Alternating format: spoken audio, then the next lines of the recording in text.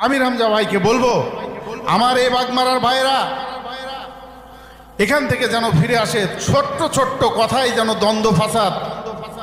আজকে যদি আপনি সমাজে বসে বিশৃঙ্খলা করেন, সামিয়ানার নিচে বসে হাত জাগিয়ে আপনি ইসলাম কায়েমের কথা বললেন, কিন্তু দিন কায়েমের কথা বললে এই পৃথিবীতে সবচাইতে বেশি মন খারাপ হবে, খারাপ লাগবে, কষ্ট পাবে, রাগ করবে কারা?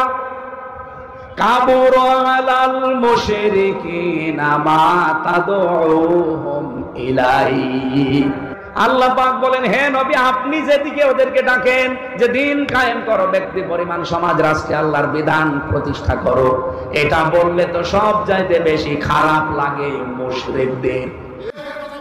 আপনি সুদের সাথে জড়িত থাকলেন, এই যে টুপিটা দেখতে মনে হচ্ছে খুব সুন্দর, মাথায় দিয়েছি ভালোই লাগে, কিন্তু এর ভেতরে সুদ আছে।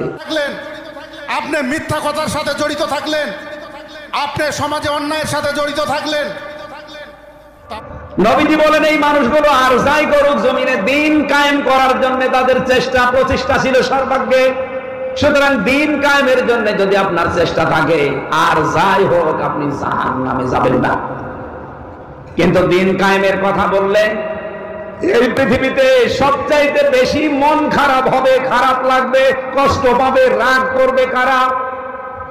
কাবুর আলাল মুশরিকিনা মা তাদউহুম ইলাইহি। সূরা সূরা 13 নম্বর আয়াতের শেষের দিকে আছে প্রায়। আল্লাহ পাক বলেন, হে নবী, আপনি যেদিকে ওদেরকে ডাকেন যে দিন কায়েম করো, ব্যক্তি পরিমাণ সমাজ রাষ্ট্রে আল্লাহর বিধান প্রতিষ্ঠা করো, এটা বললে তো সব চাইতে বেশি খারাপ লাগে মুশরিকদের।